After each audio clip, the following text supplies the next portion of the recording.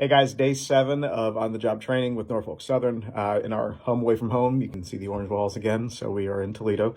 Last night I took the 21G, which is a Maple Heights train, and it's one of the freight trains that come out of our yard from Conway. There's a good amount of switching that happens there.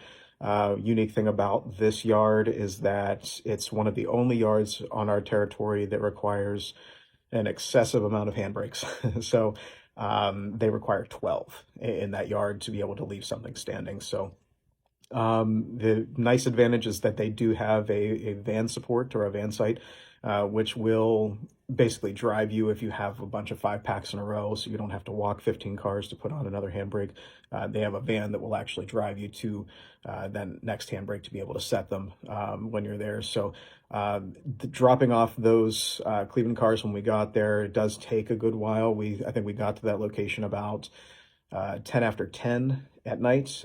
Call was for 5:45. We got there by 10 after 10, and we didn't leave there until almost 2 in the morning, I think. And we ended up outlawing on this trip. So we went over our 12 hours. We picked up another crew that actually drove us the rest of the way in. And then we got stuck probably 3 miles from the Toledo terminal.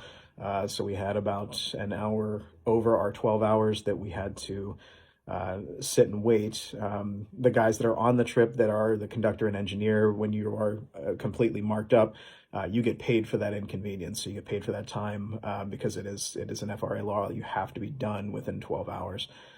So we were an outlawed crew waiting to get to the terminal.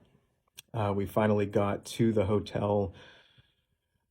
We marked out at 7:03, got to the hotel by a little after 8 after picking up breakfast on the way, and we've been rested since 5:03 tonight.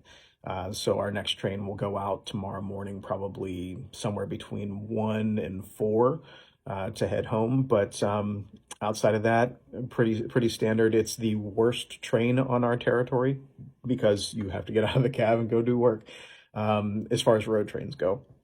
So you've got to get out of the cab and go do work and make switches and set those handbrakes and get back on and still make it to Toledo at some point. So most of the time when you take that 21G, you are going to work your full 12 hours. There's not going to be that hot shot, 7-hour trip from one end to the other, drinking your coffee and bullshit. And on that way, there's actually work to be involved. We also did it in 14 inches of snow.